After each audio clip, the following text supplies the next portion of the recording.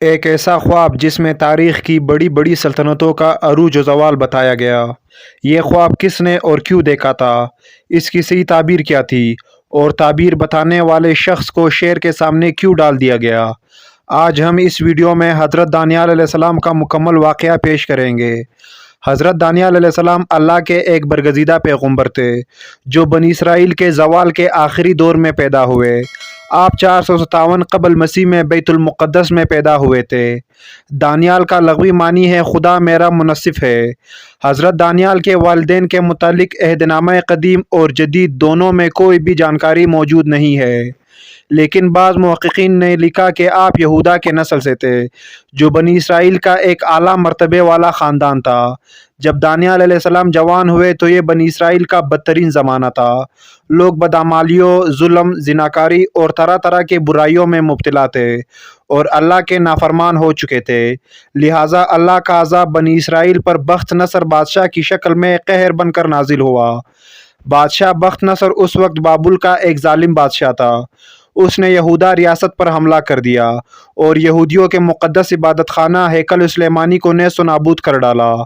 حضرت دانیال کا یہ ماننا تھا کہ بنی اسرائیل چونکہ فسق و فجور اور برائیوں میں مبتلا ہوئے ہیں، اس لیے بخت نصر کا حملہ خدا کی طرف سے ان پر ایک مار ہے اور ان کی جانب سے دی جانے والی سزا بالکل درست اور منصفانہ ہے۔ بخت نصر نے یروشلم کو تباہ کر ڈالا اور بے دریغ لوگوں کا قتل عام کیا اور باقی بچے لوگوں کو قیدی بنا کر بیڑیوں کے ریوڑوں کی طرح ہانک کر بابل لایا گیا۔ انہی قیدیوں میں حضرت ایرمیا اور حضرت دانیال علیہ السلام بھی شامل تھے۔ 421 قبل مسیح میں بخت نصر نے ایک رات ایک پراسرار خواب دیکھا۔ اس نے خواب میں دیکھا کہ ایک بڑا بت جس کا سر سونے کا تھا اور درمیانی حصے چاندی کا اور نیچے کا حصہ تانبے کا تھا اور ٹانگیں لوہے کا تھا، اس پر آسمان سے ایک پتھر گرا جس سے وہ پاش پاش ہو گیا اور اس کے اجزاء آپس میں مل گئے۔ وہ پتھر اتنا بڑا ہو گیا کہ تمام زمین اس سے بھر گئی۔ بخت نصر اس خواب سے حیران ہو گیا۔ اس نے اپنی سلطنت سے کاہنوں اور نجومیوں کو بلایا اور ان سے خواب کی تعبیر جاننی چاہی، لیکن اس عجیب و غریب خواب کا مطلب کوئی نہ بتا سکا۔ کسی نے بخت نصر کو مشورہ دیا کہ خواب کی تعبیر دانیال سے پوچھا جائے۔ حضرت دانیال کو اللہ نے خوابوں کی تعبیر کا علم عطا کیا تھا۔ اس وقت آپ علیہ السلام قید خانے میں بند تھے، لہٰذا انہیں بخت نصر کے سامنے پیش کیا گیا۔ اس زمانے میں یہ رواج تھا کہ بادشاہ کے سامنے حاضر ہونے والا شخص اسے سجدہ کرتا تھا، لیکن حضرت دانیال بخت نصر کے سامنے تشریف لائے تو آپ نے اسے سجدہ کرنے سے انکار کر دیا اور فرمایا سوائے خدا کے کسی کے آگے سجدہ جائز نہیں۔ اس پر بخت نصر خاموش رہا اور اس نے کچھ نہ کہا، کیونکہ اسے پہلے اپنے خواب کی تعبیر جاننی تھی۔ جب اس نے اپنا خواب بیان کیا تو اس کا خواب سن کر آپ علیہ السلام نے فرمایا، اس بت میں جو تو نے سونے کا سر دیکھا وہ تو ہی ہے، اور تیرے بعد ایک اور سلطنت برپا ہوگی جو تجھ سے چھوٹی ہوگی، اور اس کے بعد ایک اور سلطنت تانبے کی جو تمام زمین پر حکومت کرے گی، اور چوتھی سلطنت لوہے کی طرح مضبوط ہوگی، اور جو تو نے دیکھا کہ اس کے انگلیاں اور پاؤں کچھ تو کمار کی مٹی کی اور کچھ لوہے کی تھی، سو اس سلطنت میں تفرقہ ہوگا، اور ان بادشاہوں کے ایام میں آسمان کا خدا ایک سلطنت برپا کرے گا جو ہمیشہ قائم رہے گی، اور اس کی حکومت کسی دوسرے قوم کے حوالے نہ کی جائے گی۔ پھر حضرت دانیال نے فرمایا، جلد ہی تیرے حکومت کا خاتمہ ہوگا اور دوسرے اقوام یعنی فارس، رومی اور یونانی غالب آ جائیں گے۔ حضرت دانیال علیہ السلام کی قابلیت دیکھ کر بادشاہ بخت نصر نے ان کو دربار میں نوکری بخشی۔ بادشاہ ان کی عقل مندی اور ذہانت سے متاثر ہو گیا۔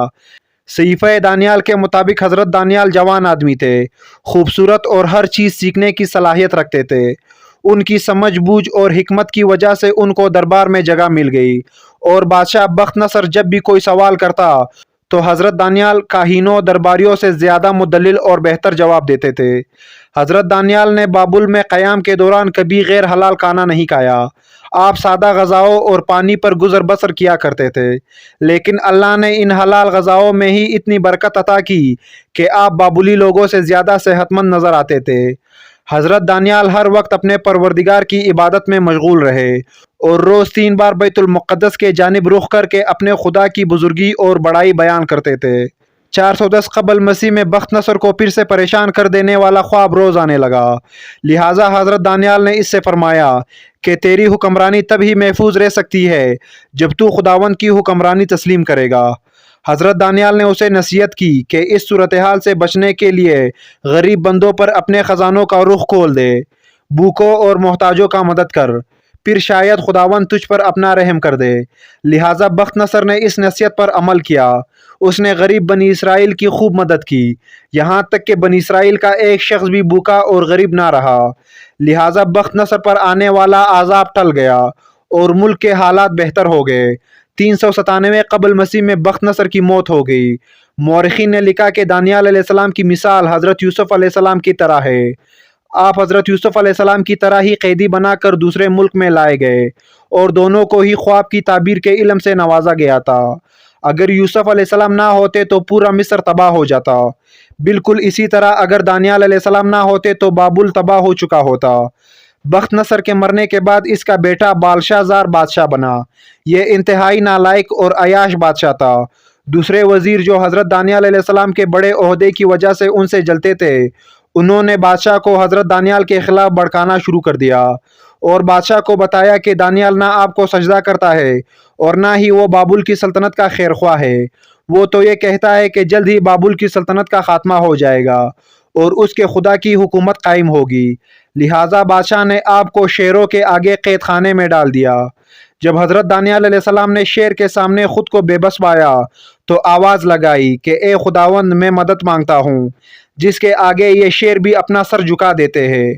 اللہ کے قدرت سے شیروں نے آپ کو کوئی نقصان نہیں پہنچایا، اور بعض روایتوں کے مطابق اس وقت قید خانے میں فرشتہ جبرائیل نازل ہو گئے اور شیر فرشتے کو دیکھ کر سہم گئے۔ صبح ہوئی اور جب لوگوں نے قید خانے میں جھانکا تو دیکھا کہ حضرت دانیال صحیح اور سلامت اندر موجود ہے اور شیر ایک کنارے پر بیٹھا آرام کر رہا ہے۔ اب لوگ سمجھ گئے کہ آپ ایک نیک اور برگزیدہ شخصیت ہے، لیکن اب وقت گزر چکا تھا اور خدا کا عذاب قریب تھا۔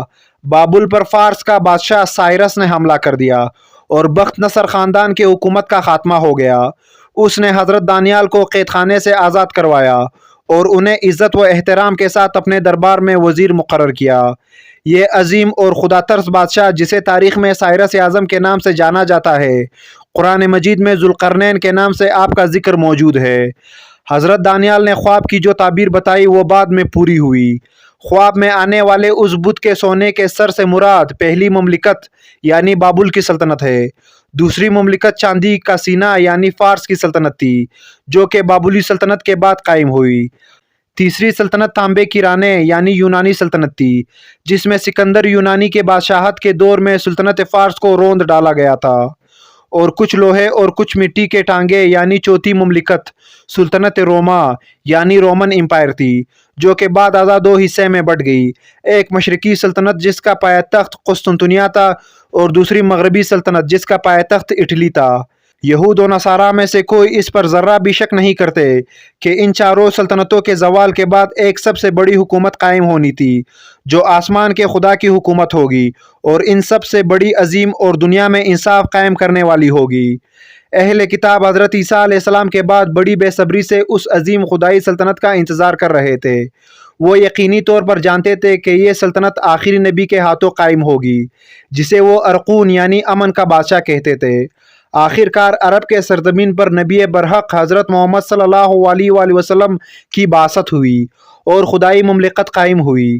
تمام بت پرست تہذیب اور سلطنتوں کو آپ صلی اللہ علیہ وآلہ وسلم کے قدموں کے نیچے رون دی گئی اور اسلام زمین میں ہر سمت بڑھتا چلا گیا۔